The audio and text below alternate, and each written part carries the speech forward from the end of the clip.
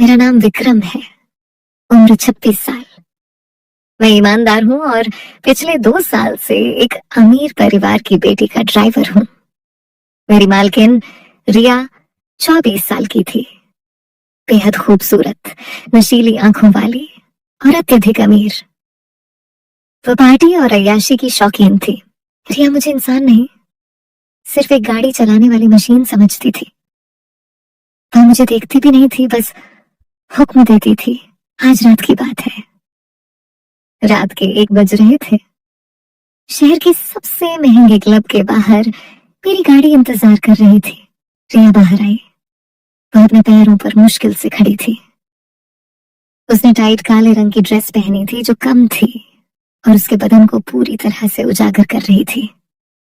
वह जबरदस्त नशे में थी। उसके बाल बिखरे थे और उसका चेहरा गुलाब की तरह लाल था। उसका दोस्त उसे धक्का देकर मेरी कार की पिछली सीट पर फेंक गया। रिया ने अंदर आते ही जोर से चिल्लाकर कहा, तेज चला विक्रम, बहुत तेज। मुझे उल्टी आ रही है। गाड़ी अंधेरी और सुनसान सड़क पर चल रही थी। रिया का नशा बढ़ रहा था। उसने अजीब सी आवाज निकाली, रुको कार, रुको। मैंने तेज ब्रेक लगाया। रिया आगे की सीट से टकरा गई। मैंने पीछे मुड़कर देखा। रिया बुरी तरह कांप रही थी। वह संभाल नहीं पा रही थी। मुझे लगा कि वह कार के अंदर ही उल्टी कर देगी। ये सोचकर ही मेरा दिमाग खराब हो गया। मैंने झट से दरवाजा खोला और पीछे की सीट पर गया। रिया रो रही थी। विक्रम, मुझे संभालो, मैं मर जाऊंगी। मैंने बिना कुछ सोचे रिया को पकड़ा और कार से बाहर निकाला। रिया का सारा वजन मेरे मजबूत कंधों पर आ गया। उसका गर्म और नशे में डूबा बदन मेरे बदन से चिपक गया। मैंने पहली बार रिया को इतनी करीब से छुआ था। मैंने उसे सड़क के किनारे बिठाया। रिया उलझन में थी। नशे में वो बड़बड़ा रही थी। मैंने रिया को पानी दिया। रिया ने बेहोशी की हालत में पानी पिया। रिया ने सहारा लेने के लिए मेरे हाथ को कस कर पकड़ा। अंधेरी सड़क पर दूर दूर तक कोई नहीं था।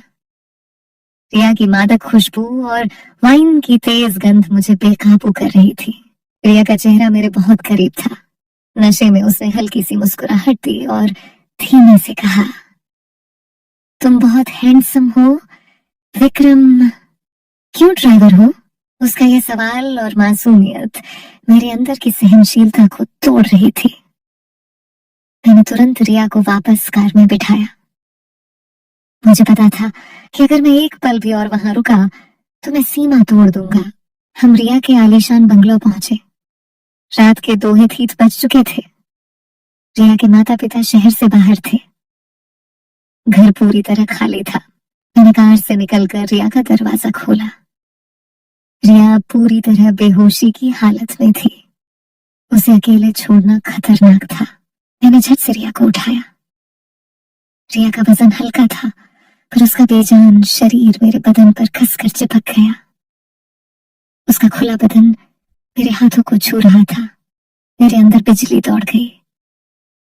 मैंने अपनी आंखें बंद कर ली, पर इच्छा की गर्मी को बंद नहीं कर पाया। मैं रिया को धीरे धीरे सीढ़ियां चढ़ाकर उसके बेडरूम तक ले गया। बेडरूम विलासिता से भरा था। मैंने रिया को नरमी से पलंग पर लेटा दिया। वो बेसुध पड़ी थी। मैं पलंग के पास खड़ा था। सांसें तेज थी। मुझे तुरंत निकल जाना चाहिए था। ये मेरी ड्यूटी थी और ड्यूटी पूरी हो गई थी। पर रिया, वो मेरे सामने थी, कमजोर, बेसुध और बेहद आकर्षक। अंधेरे में मेरे दिल ने शैतान की बात मान ली। मैंने पहली बार महसूस किया क्योंकि मैं ड्राइवर नहीं हूं, मैं विक्रम हूं और मेरे पास आज रात मालकिन को नियंत्रित करने की पूरी शक्ति है। मैंने धीरे से अपने बूट उतारे। मैंने आहिस्ता से मैं दरवाजा बंद करके पलंग के पास खड़ा था। रिया गहरी बेसुधी में थी। उसकी ड्रेस पूरी तरह बिगड़ चुकी थी और उसे कस रही थी। मैंने तर्क दिया कि उसे आराम चाहिए। ये गलत काम के लिए खुद को समझाना था। मैंने धीरे से रिया के पास झुका। मेरी सांसें गर्म थी। पहली बार मैंने किसी अमीर लड़की को इतनी करीब से छुआ था। मैंने धीरे धीरे उसके बदन से ड्रेस को अलग करना शुरू किया। मेरे हाथ कांप रहे थे, पर इच्छा हावी थी।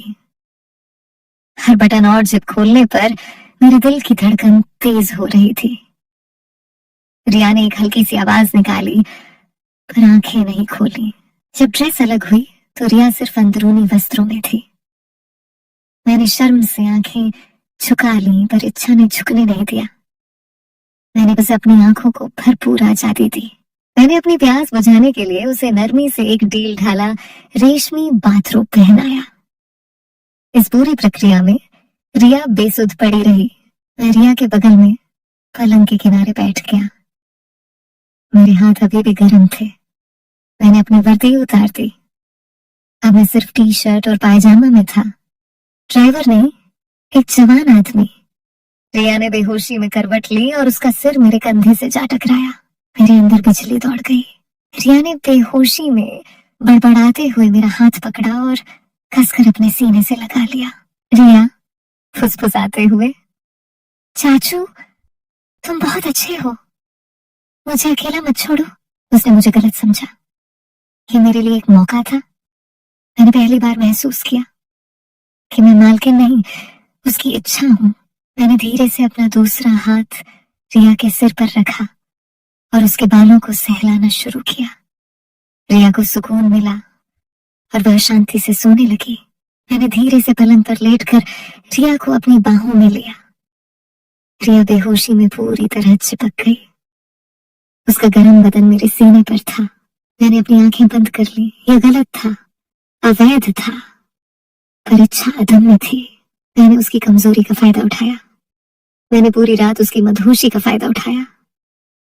मैंने उसे महसूस कराया कि आज उसकी जिंदगी का मालिक मैं हूं, उसका ड्राइवर नहीं। मैंने खुद को उसकी इच्छाओं का अधिकार दे दिया। वह विरोध नहीं कर सकती थी, वह बोल नहीं सकती थी, वह पूरी तरह बेसुध पड़ी थी। मेरे अंदर का शैतान जीत गया था। सुबह होने से ठीक पहले मैं पूरी तरह थक चुका था, पर मेरे अंदर एक जीत का एहसास था। सुबह 5 बजे, सूरज निकलने से पहले, मैं झट से उठा। मेरा शरीर पसीना और अपराध बोध से भरा था। मैंने तुरंत वर्दी पहनी। मैं फिर से ड्राइवर बन गया। रिया अभी भी गहरी नींद में थी। मैंने एक नजर उसे देखा। उसके चेहरे पर कोई भाव नहीं था, सिर्फ सुकून था। मैंने दरवाजा धीरे से खोला और चुपके से कार तक पहुंचा। मुझे लगा कि मैं पकड़ा जाऊंगा। मैं कार में बैठा और तेजी से वहां से निकल गया। मेरे पेट में खौफ का गोला था। 10 बजे, मैं घर पर सो रहा था। मेरा फोन बजा। रिया थी। रिया, आवाज कमजोर पर कठोर। विक्रम, तुम कहाँ हो? तुम्हारी हिम्मत कैसे हुई रात को गायब होने की? यहाँ कौन छोड़कर गया मुझे? मैं चौंक गया। उसे कुछ याद नहीं था। नशे ने उसकी याददाश्त पूरी तरह मिटा दी थी। विक्रम, मैडम, मैं आपको घर छोड़कर निकल गया था। आप पूरी तरह ठीक थी। शायद आपके किसी दोस्त ने। रिया गुस्से में, चुप रहो। तुम आज ड्यूटी पर लेट क्यों हो? तुम्हारी हिम्मत कैसे हुई मुझे अकेला छोड़ने की? अगर तुम्हें कल तक नौकरी चाहिए तो फौरन आओ। उसने फोन काट दिया। मुझे राहत मिली। मैं बच गया था, पर मेरे अंदर एक गहरा राज छिप गया था। मालकिन को पता नहीं था कि रात को उसका ड्राइवर नहीं, उसका मालिक बन गया था। मैं वापस ड्यूटी पर लौट आया, पर अब मैं सिर्फ ड्राइवर नहीं था। मेरे अंदर एक जीत थी और रिया के प्रति एक अजीब अधिकार का भाव था। रिया बिल्कुल सामान्य थी, सिवाय इसके कि वह थोड़ा सहमी सी थी। उसने अजीब सी खरोंच और दर्द महसूस किया, पर नशे की वजह से उसे याद नहीं था। एक दोपहर रिया पिछली सीट पर बैठी थी। उसने गुस्से में कहा, विक्रम, मुझे आजकल अजीब लगता है। तुम गाड़ी चलाते हुए मुझे बार बार क्यों देखते हो? तुम्हारी आंखों में क्या है? विक्रम, आंखों में गहरा भाव। मैडम, मैं सिर्फ आईने में सड़क देख रहा था। पर हाँ, आप बदल गई हैं। आप पहले से ज्यादा शांत लगती हैं। रिया झुंझला गई, पर चुप हो गई। उसे महसूस हो रहा था कि कोई चीज बदल गई है, पर वह पहचान नहीं पा रही थी। मैंने जानबूझकर रिया को एक ऐसी निशानी दिखानी शुरू की जिससे उसे याद आए। एक शाम रिया को अकेले छोड़कर मैं चाय बनाने गया। मैंने जानबूझकर टेबल पर वही गुलाबी वाइन का कॉर्क रख दिया जो उस रात उसके कमरे में खुला था। रिया ने जब वह कॉर्क देखा तो चौंक गई। उसकी आंखों में शक और तेज दर्द आया। रिया, ये कॉर्क ये यहाँ कैसे आया? ये वही वाइन है जो उस रात वह घबरा गई। उसने तेज आवाज में मुझे बुलाया। रिया, विक्रम, तुम चुप क्यों हो? तुमने मुझे घर छोड़ा था, तुम पूरी बात क्यों नहीं बताते? विक्रम सामने आकर आंखों में घूर कर, मैडम, मैंने आपको आपके बेडरूम तक छोड़ा था। आप पूरी तरह बेहोश थी। मैं आपको अकेला कैसे छोड़ देता? मैंने आपकी मदद की। रिया, किस तरह की मदद? मैंने अपने बदन पर खरोंच देखी है। तुम वहां क्यों रुके थे? सच बोलो। विक्रम, हाँ मैडम, मैं रुका था। आप बेसुध थी। आप मेरा हाथ पकड़कर बड़बड़ा रही थी। आपने मुझे अपना चाचू समझा था। और हाँ, मैंने उस रात आपका फायदा उठाया था। रिया पीछे हटी। उसका चेहरा सफेद पड़ गया। वह आंसू रोक नहीं पाई। रिया कांपते हुए, तुमने तुमने मेरे साथ क्या किया? मैं तुम्हें जेल भेज दूंगी। तुम सिर्फ एक ड्राइवर हो। विक्रम, हाँ, भेज दीजिए। पर सोचिए मैडम, आप दुनिया को क्या बताएंगी? आप पार्टी में नशे में बेहोश थी और आपका ड्राइवर आपके बेडरूम में था। आपका नाम भी खराब होगा। विक्रम ने धीरे से आगे बढ़कर रिया के गाल पर हाथ रखा। रिया ने विरोध नहीं किया। विक्रम, मैडम, मैं आपकी मजबूरी नहीं बनना चाहता था, पर आपकी नजर में मैं कभी इंसान नहीं था। उस रात मैंने सिर्फ अपना अधिकार लिया था। मैं आपसे कोई मांग नहीं रखूंगा, पर अब आप जानती हैं कि आपका ड्राइवर कौन है। रिया ने कमजोरी महसूस की। मैं जानती थी कि विक्रम सही कह रहा था। वो चुप रही। उसने उस रात उसको हमेशा के लिए राज बनाने का फैसला कर लिया, लेकिन रिश्ता पूरी तरह बदल गया था। विक्रम अब सिर्फ ड्राइवर नहीं था, वह अधिकार जताता था। रिया अब अकेली नहीं पार्टी करती थी। उसे विक्रम का डर और आकर्षण दोनों था। एक हफ्ते बाद रिया ने विक्रम को बेडरूम में नहीं बल्कि बाहर गार्डन में बुलाया। रिया, विक्रम, तुम अब मेरी गाड़ी नहीं चलाओगे? मैं तुम्हें एक बड़ा पैसा देकर नौकरी से निकाल रही हूँ। ये हमारे दोनों के लिए ठीक है। और हाँ, उस रात का राज मेरे साथ ही दफन होगा। विक्रम ने पूरी बात समझ ली। उसने पैसे लिए और बिना एक शब्द कहे रिया को देखा। उस आंख में जीत और अधिकार था। उस रात आहों के बाद रिया ने पार्टियां छोड़ दी। उसे एहसास हो गया था कि अगर आपने किसी इंसान को सिर्फ मशीन समझा तो एक दिन वह इंसान अपना अधिकार लेकर खड़ा हो जाएगा। विक्रम ने अपना बदला ले लिया था मालकिन की कमजोरी पर अपना नाम लिखकर।